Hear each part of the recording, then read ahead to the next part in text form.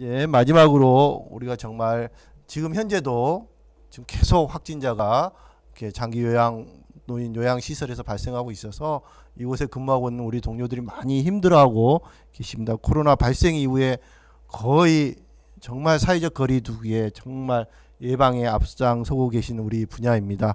우리 인천 사랑노인요양원의 이은주 원장님께서 우리 동료들의 이야기 이렇게 발표해 주시도록 하겠습니다. 박수로 모시겠습니다.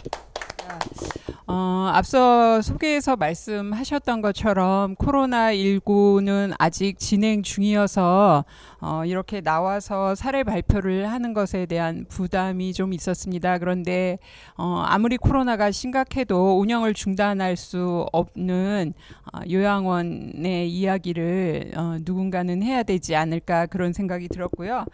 그간의 경과를 정리하면서 앞으로 또 진행은 어떻게 해야 되나 저도 다시 한번 생각해보는 기회가 됐습니다. 저희가 그동안 제가 제목을 코로나19 살아내기 아직도 진행형이어서 하여튼 그동안 어떻게 상황별로 대처하고 있는지에 대해서 말씀드리겠습니다. 일단 감염의 그 요인들을 찾아내서 철저하게 차단하는 것을 원칙으로 하고 운영하고 있습니다.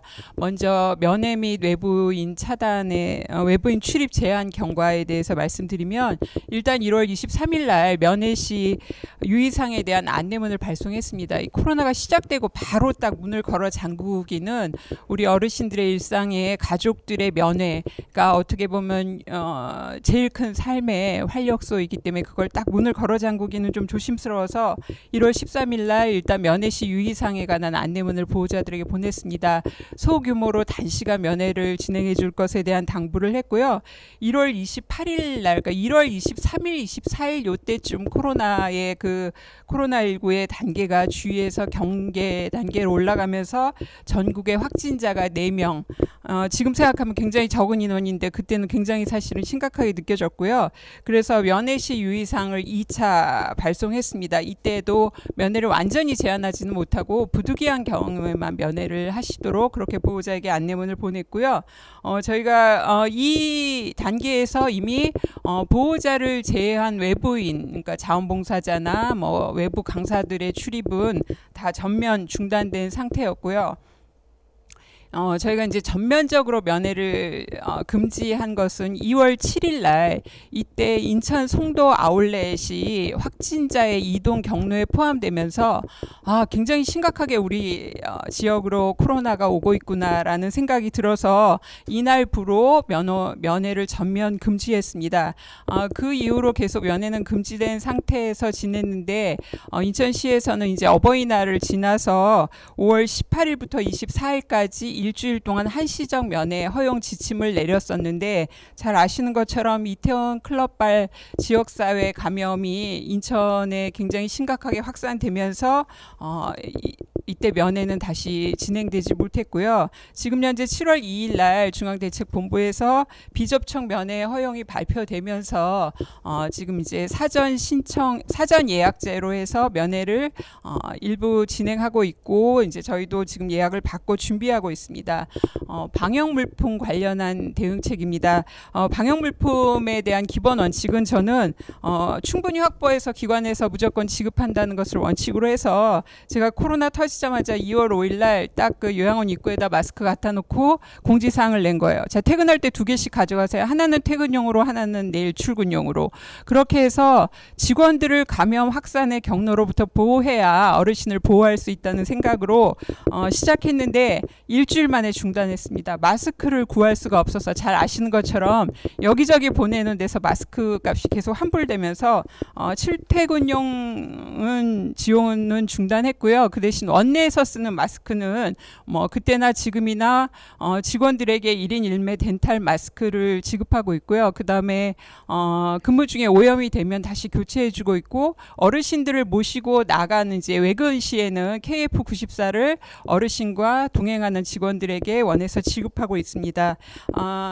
저희가 이제 뒤에서 감염 예방 지침에 대해서 말씀드릴 건데 직원들이 그러니까 오염된 마스크 그러니까 혹시나 출근길에 마스크가 오염될 수 있다는 전제하에 출근할 때 쓰고 온 마스크는 요양원 입구에서 벗고 원내에서 지급한 덴탈 마스크로 교체해서 하고 있고요. 제가 이때 하도 마스크 때문에 고생을 많이 해서 제가 말할 수 있는 5만 대다가는 생활시설의 직원들을 보호할 수 있는 마스크를 지급해라는 것을 계속 건의했고요. 지금도 저희는 이제 요양원은 한 달에 한 번씩 그 공단으로부터 수가를 받습니다. 그러니까 수입이 들어오는 거죠. 예, 수입이 들어오면 지금도 일정량의 마스크를 구입해서 비축하고 있습니다. 인천시에서 앞에서도 이제 생활시설 예방적 코호트 격리에 대해서 말씀하셨는데 3월 초에 다른 지역에서 생활시설 예방적 코호트 격리에 대해서 논의할 때 인천시에서도 이 부분에 대한 논의가 있었고요. 직능 단체장들과 시에서 여러 차례 회의를 했습니다. 그래서 예방적 코호트 격리를 시행할 때 여러 가지 어려움에 대해서 여러 차례 논의한 끝에 실시하지 않기로 했습니다. 이 논의의 과정 중에 종사자의 권익보 그리고 시설의 준비 상황, 여기서 시설의 준비 상황이라는 건 직원들이 2주간 시설에서 숙식을 할 경우에 안에 숙소가 있는지에 대한 것들이 검토가 됐었고요. 그다음에 격리 시행 시 지원 범위에 대한 검토 이런 것들을 통해서 예방적 코호트 격리는 진행하지 않고 안심보호 강화 조치를 시행하는 걸로 했습니다. 민간이 협력해서 진행한 좋은 사례라고 생각하고요. 안심보호 강화 조치를 시행하면서 시에서 마스크를 생활시설에 우선 지원해라 이런 지시가 내려져서 진행되었습니다. 이 안심보호 강화 지침에는 방역에 관한 여러 가지 세부적인 지침들이 들어와 있습니다. 3월 달부터 한 4번 정도 원내 지침을 만들어서 시행했습니다. 제가 원내 지침을 만든 이유는 복지부에서 이제 지침이 나온 걸 그대로 게시하면 그냥 흔하디 흔한 인쇄물처럼 생각돼서 조금 간과할 수 있는 우려도 있고요. 또 이제 저희 요양원 같은 경우 4교대 근무로 합니다. 그러면 근무팀이 바뀌어도 똑같은 아주 기계적으로 감염에 관한 수칙들이 시행될 수 있도록 직원들의 동선을 이렇게 다 나누어서 감염 지침을 시행했습니다. 3월 10일 날 처음 시행됐던 지침에서 아까 말씀드렸던 것처럼 출근 시에 쓰고 온 마스크는 입구에서 제거하고 그 대신 마스크가 지금은 조금 구하기 쉬워졌지만 그때 워낙 구하기 어려울 때였으니까 직원들이 재사용하기를 원할 수 있어서 입구에 그 일회용 비닐을 비치해서 그건 자기 거는 넣고 원내에서 지급한 덴탈 마스크를 사용하는 걸로 했고요. 손소독 어르신들의 손소독 횟수, 시간, 그다음에 어르신들의 발열 체크, 직원들의 발열 체크, 그다음에 청소를 하는 방법, 청소할 때 업무 분장. 그러니까 예를 들면 2시 반에 전체 청소를 합니다. 그러면 누구는 침대바를 닦고 누구는 바닥을 소독하고 누구는 엘리베이터를 닦고 이거를 딱 근무 조별로 명확하게 명시했고요. 직원 식사를 이때부터 일렬로 했고 저희가 이제 식권을 판매하고 있는데 직원들을 위해서 이것도 여러 사람 접촉하는 거기 때문에 식권도 없앴습니다.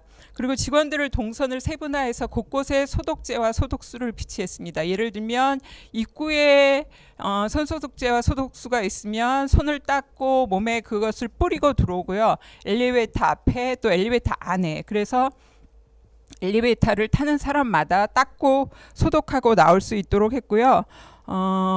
배식대 식당의 배식대 앞 그다음에 식당 그 사인하는 그 명부 앞 이런데 구석구석에 손소독제를 비치해서 도대체 너무 눈에 띄어서 안 닦을 수 없게 그렇게 해서 철저하게 감염 관리하고 있습니다. 3월 25일 날 강화된 사회적 거리두기 행동 수칙이 진행되면서 공동 수건 사용을 금지했고요. 핸드 타올로 다 종이 타올로 다 교체했습니다. 그다음에 직원 간 접촉을 최소화하는 것 그리고 직원들 휴게실을 폐쇄했습니다. 그리고 5월 20일 날 아까 앞서 말씀드린 것처럼 이태원발 지역사회 감염 확산으로 그 학생들이 많이 다녀서 인천에서 한 1,500명 정도 그 건물을 드나드는 사람들을 전수 코로나 검사를 했던 그 건물이 저희 요양원 인근에 있어서 그때 이제 조금 더 강화된 그 수칙을 만들었고요. 사실은 이때부터 만약에 내가 증상이 없는 감염자라고 생각했을 때 어떻게 하면 요양원 안에 확산을 예방할까라는 전제로 진행해서 저희가 일렬 식사를 하는데 의자를 이렇게 쫙 놔두니까 한 칸씩 띄고 앉으라 해도 직원들이 자꾸 무심결에 앉게 되니까 이건 제가 강압적으로 한 거 아니고요. 직원들이 자율적으로 의자를 다 빼버렸어요. 그래서 한 식탁에 한 명만 앉게 하고 식탁마다 다 그 소독수를 비치해서 자기가 먹은 식탁은 바로 소독하고 나오도록 했습니다. 5월 29일 날 안타깝게도 인천에 있는 요양원에 확진자가 발생됐습니다. 사실은 굉장히 안타깝고 어떻게 보면 더 위기의식을 많이 느끼게 돼서요. 정말로 어떻게 하면 만약에 내가 확진이 됐을 때 어떻게 하면 피해를 줄일 수 있을까라는 걸로 다시 직원들의 동선을 세분화해서 지침을 다시 시행했고요. 요양원에서 이제 그 목욕을 할 때 어르신 습한 공간에서 어르신과 밀접 접촉이 이루어지기 때문에 이때 좀 심각할 때에는 비말 차단 캡까지 직원들이 그러니까 마스크 위에 비말 차단 캡까지 착용하고 어르신들 목욕 서비스를 진행했고 끝나고 나면 마스크는 바로 교체해서 진행했습니다. 그리고 이제 이 확진자가 나온 요양원의 상황을 지켜보면서 저희가 화재 대비 훈련처럼 만약에 우리 요양원에 확진자가 나오면 어떻게 대비할 것인가에 대한 매뉴얼을 만들었습니다. 비상근무조 편성을 했고요. 그다음에 어르신 전원에 대한 기록지를 준비했습니다. 어르신의 투약 기록, 뭐 그동안 어떤 특이 사항이 있었는지 이런 것들에 대한 전원 기록지를 준비했고요. 만약에 격리될 때에 대비해서 방역물품이나 생필품의 일정량을 확보했습니다. 제가 이거를 진행하면서 마음이 되게 무거웠는데요. 만약 해보고 나니까 확진자가 발생하면 정말 심각한 상황이 되겠구나 해서 사실은 이거를 한번 해보고 나서 조금 더 비장하게 우리 직원들이랑 일했던 것 같고요. 3월 13일부터 저희는 종사자 1일 동선을 기록하고 있습니다. 처음에 구청에서 이 공문이 내려왔을 때 공문상에는 이거를 종사자들을 기록해서 매일 시설장이 취합하고 있어라. 매일 이거를 갖고 있어라 라는 게 와서 이게 막 인권 침해다 이거를 인천사회복지사협회에서 이제 관할 구청에 항의하기도 했고 제가 일단 되게 먼저 반발했는데 일부 직원들이 만약의 경우를 대비해서 동선을 기록해 놓고 있는 건 나쁘지 않을 것 같다 이런 의견이 있어서 그러면 각자 기록하고 각자 보관하고 있다 만약의 경우에만 취합한다는 전제로 지금도 기록하고 있습니다. 면회와 외부 강사 중지 등으로 인해서 어르신들이 조금 무료하시고 답답해하시는 것들을 보완하기 위한 노력으로 좀 인지 기능이 있는 어르신들만 대상으로 해서 좀 안타깝긴 하지만 욕구 조사를 실시해서 식단 편성이나 뭐 자체 프로그램시 반영하고 있습니다. 그리고 보호자들이 이제 면회 못 오시니까 이렇게 저희가 기본적으로 간식은 드리지만 보호자들이 이렇게 갖다 드리는 간식이 중단돼서 저희가 한 일주일에 한 번 이렇게는 기본적으로 이렇게 간식을 드릴 땐 접시에 담아서 드리는데 저희가 이렇게 비닐팩에 포장해서 드려요. 그래서 가족들이 갖고 온 것처럼 꽁치고 드시라고 그렇게 해서 조금이라도 보완하려고 노력하고 있고요. 면회가 중단돼서 궁금한 보호자들을 위해서 영상통화나 사진 및 동영상 전송하고 있고 뭐 전화는 수시로 연결하고 있고요. 어버이날도 비대면 참여를 이렇게 오픈해서 같이 진행하는 걸로 했고 제가 혹시라도 모르는 감염의 경로를 차단하기 위해서 어버이날도 저희는 노래를 CD로 틀었습니다. 그래서 직원들이 다 마스크를 착용하고 있음에도 불구하고 그냥 다 CD로 틀고 그 CD로 사실은 어버이날 노래가 나오니까 요양원에서는 어버이날 행사가 제일 큰 행사인데 되게 서럽더라고요. 그리고 이제 직원들이 어쨌거나 이 스트레스는 말로 못합니다. 내가 감염의 경로가 될까봐 하루 종일 마스크를 쓰고 전전긍긍하는 직원들을 위해서 뭐 어떤 보상 좀 지원을 할까 해서 초기에는 뭐 피자도 돌리고 떡도 돌리고 그냥 간식이라도 많이 이렇게 했는데 이제는 상황이 너무 심각해지니까 휴게 시간 이외에 직원들이 마스크를 벗고 있는 것도 불안해서 이제는 또 간식 지원은 못 하고 있고요. 이제 점심 시간에 조금씩 특별 간식을 제공하고 있고 비정기적으로 출퇴근용 마스크를 제공하고 있습니다. 이제 그동안 이렇게 대처해 오면서 아직도 끝나지 않은 코로나 앞으로 운영 방안에 대한 고민들이 있습니다. 일단 7월 2일부터 비접촉 면회가 허용되기는 하는데 보호자와 어르신과만 비접촉인 거지 안내를 하기 위해서는 직원들이 또 보호자들을 만나야 돼서 사실 이 부분은 어떻게 할까 뭐 이런 염려를 좀 하고 있고요. 그다음에 이제 이 면회 금지 기간이 길어지면서 저도 계속 고민을 했습니다. 이게 가족과 이 어르신을 이렇게 차단하는 게 맞나? 이 방법뿐이 없나? 이런 고민을 현장에서도 하고 있는데 이제 일부에서는 그런 우려를 하는 거죠. 너무 요양원이 외부와 차단돼 있다 보니까 뭐 노인 학대가 이루어지는 거 아닌가? 요양원의 너무 운영 편의를 위해서 그냥 차단해 버리는 건 아닌가? 뭐 이런 우려들에 대해서 뭐 이해는 하는데 좀 아쉬움도 있고요. 현장에서도 좀 더 투명한 운영을 위해서 노력해야 되고 또 요양원에 대한 이 생활 시설에 대한 사회적 인식 개선을 위한 제도적인 지원도 필요하다고 생각됩니다. 두 번째로는 비접촉 서비스를 전혀 할 수 없는 요양원 운영을 앞으로 어떻게 해야 되는가에 대한 고민입니다. 다인실 단체 활동 이걸로 인해서 감염 확산을 피할 수 없는 구조여서 가능하면 그 그룹의 규모를 줄이고 1대1 프로그램으로 전환하려고 합니다. 지금 현재 이제 저희 요양원은 5층의 구조인데 4층에 물리치료실이 있는데 이 4층에서 물리치료를 진행하면 또 층간 어르신이 겹쳐서 혹시라도 뭐 전파가 될까봐 지금 현재는 물리치료실도 운영하지 않고 물리치료사가 어르신 방으로 직접 가서 1대1 서비스를 제공하고 있습니다. 뭐 앞에서 공동모금의 활동에 대해서 많이 말씀해 주셔서 사실 어려울 때 뭐 공동모금회나 협의회나 또 지자체에서 많이 이제 도움을 받았는데 어쨌거나 이번 기회를 이번 이 상황을 기회로 재난 상황 시 후원물품 배분의 컨트롤 타워가 조금 더 그런 기능들이 아까 이제 뭐 우선 필요한 곳에 우선 지원하는 이런 기능들이 조금 더 강화돼야 될 것 같고요. 기관에서도 우선 필요한 곳에 내가 확보하고 있는 물량을 조금 나누어 쓰는 뭐 그런 분위기 조성도 필요할 것 같습니다. 제가 정말 마스크 못 구해서 쩔쩔매고 있을 때 그렇게 나누어준 원장님들 계셨고 저도 일정량이 확보된 다음에 또 나누려고 노력하고 있습니다. 네 번째 확진자 발생 시설의 운영 체계를 위한 지원은 누구의 몫인가입니다.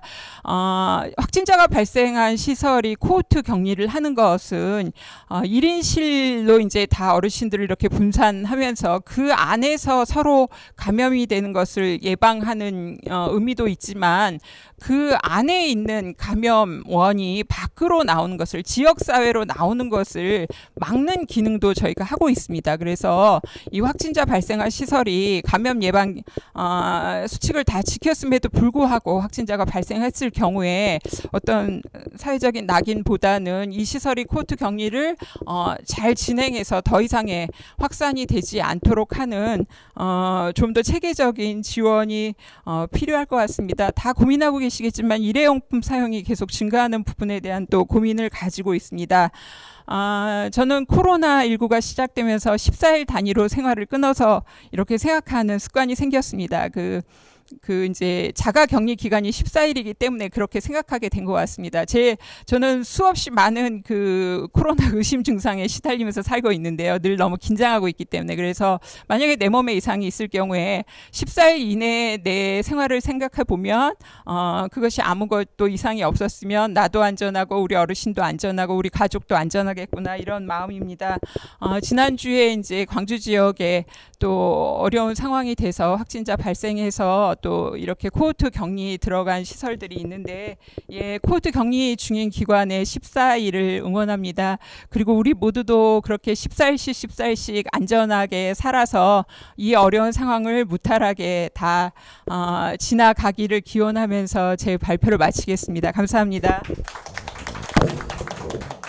네, 생생한 우리 노인 요양 시설에서 정말로 어떻게 이 코로나19를 감염을 예방하기 위해서 어떤 활동을 해 오셨는가에 대해서 말씀해 주셨습니다.